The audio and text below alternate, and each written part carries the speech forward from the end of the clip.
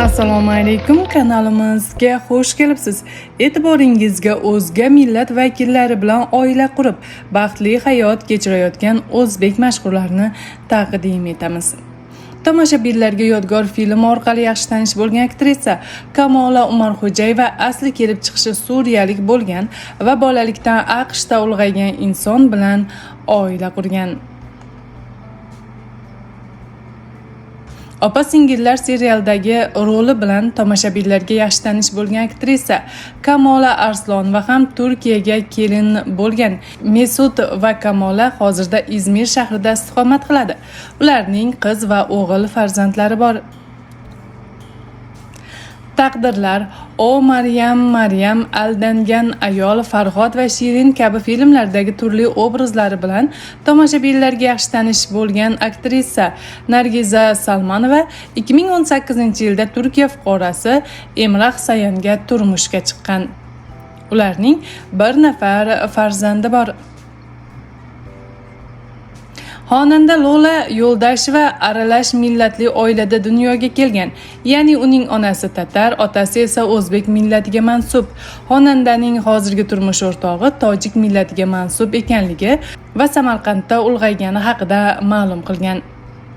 Aktyor Bobur Yo'ldashev kelib chiqishi gretsiyalik bo'lgan Anna Kastos bilan oila qurgan. Aktyor Rustam Sa'dullayev turmush o'rtog'i Marina bilan 1987-yili o'zbek film maydonchasida tanishgan.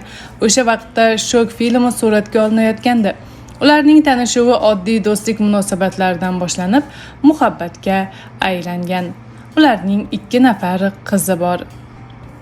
O'zbekiston xalq artisti Yulduz Usmonovaning turmush o'rtog'i Mansur Agaliyev turk millatiga mansub.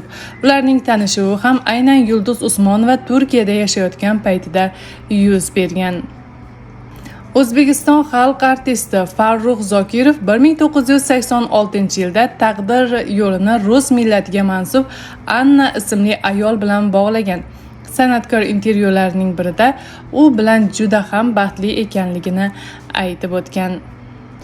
Muhammadali Abduqunduzov ayoli Valentina bilan Termiz shahridagi Mannon Uyg'ur nomidagi viloyat musiqali drama teatrida tanishgan. Valentina Nikolayevna u yerga grimyor sifatida Toshkent teatridan yo'llanma asosida yuborilgandi. Ular viloyat teatrida tanishib, o'sha yerda oila qurishgan. Xonanda Munisa Rizayeva belaruslik yigitga turmushga chiqqan. 37 yoshda oila qurgan Munisa Rizayeva o'zidan 7 yosh kichik bo'lgan Arseniy bilan oila qurgan va hozirda ularning bir nafar o'g'il farzandi bor.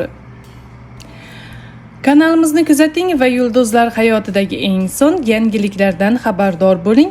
E'tiboringiz uchun rahmat.